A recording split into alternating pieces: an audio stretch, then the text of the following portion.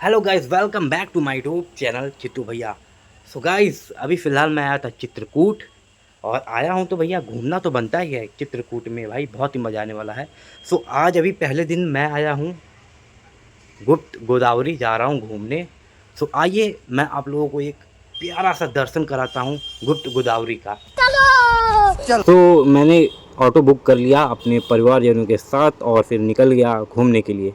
तो सबसे पहले यहीं पे पहाड़ पे हैं, तो उसके पहले मैं अपने दीदी को ले लिया, सब जीजा उजा सब लोग हैं।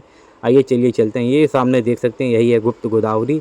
अभी अंदर का गुफा उफा सुन रहा हूँ कि अंदर गुफा उफा है, तो चलिए अब उसी के अंदर चल के हम लोग दर्शन करेंगे। यहाँ पे अनेक अनेक प्रकार के बंदर भी रहते हैं भाई, जहाँ पे जाओ, अगर जहाँ पे हनुमान जी का नाम है वहाँ पे तो बंदर दिखेंगे, जहाँ पे राम जी का नाम है वहाँ तो बंदर दिखेंगे। अच्छा, ठीक है। गाइस यहाँ पे तो मैं पहुँच चुका था, लेकिन ये भीड़ देख के तो भैया एकदम दिमाग का दही हो गया। क्योंकि सुनने में आ रहा है कि 5 बजे बंद हो जाएगा दरवाज़ा इसका। उसके पहले मैं इसी भीड़ में आगे की तरफ बढ़ते जा।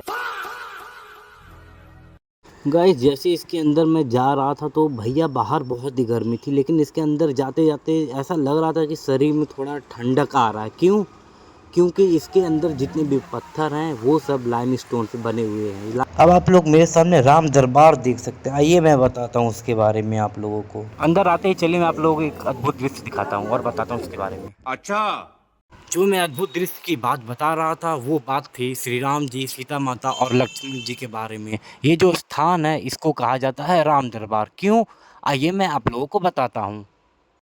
क्योंकि श्रद्धालुओं का मानना यह है कि यहीं राम भगवान बैठ के वनवासियों और ऋषियों और अनेक सभी लोगों का समस्या सुनते थे। इसीलिए ये जो स्थान आप लोगों को दिखाया इसको राम दरबार कहा जाता था।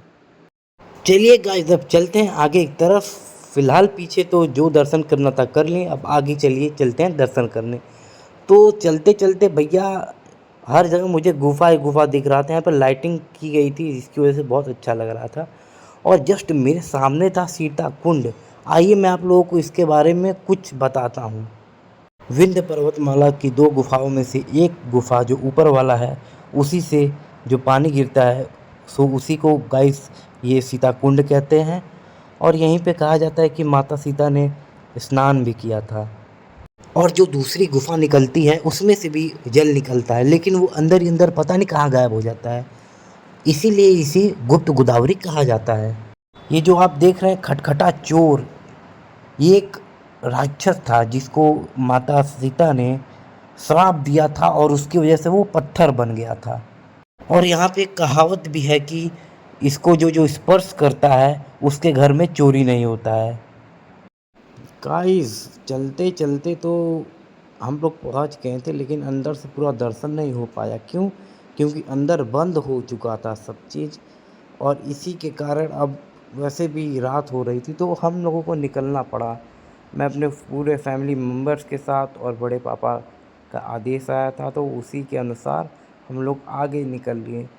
सो गाइस अब इन द लास्ट मैं बस इतना ही कहना चाहूँगा कि मैं भारत में भरत नाम देखता हूँ, गीता में कृष्णा का ज्ञान देखता हूँ, सभी प्राणियों का दुख समान देखता हूँ, बहनों में माँ शक्ति दुर्गा, भाइयों में लक्ष्मण, माँ में माँ सीता और पिता में पुरुषोत्तम राम देखता हूँ। सो गाइस अभी दर्शन वर्शन करके आ गया था और अभी तो पूरा शरीर दर्द कर रहा है, पूरा चेंज वेंज कर लिया हूँ। अब मैं जा रहा हूँ आराम करने। आई होप आप लोगों को ये वीडियो बढ़िया बढ़िया बहुत बढ़िया लगा होगा। सो लाइक कमेंट शेयर जो भी करना है एकदम ठोक ठाक के जाइएगा। सो ऐसे ही ब्लॉग के लिए अपने चित्तू भैया को सपोर्ट करते रहिए। तो चलिए मिलते हैं इसी के साथ नेक्स्ट ब्लॉग में। तब तक के लिए जय Shri Ram. Love you guys.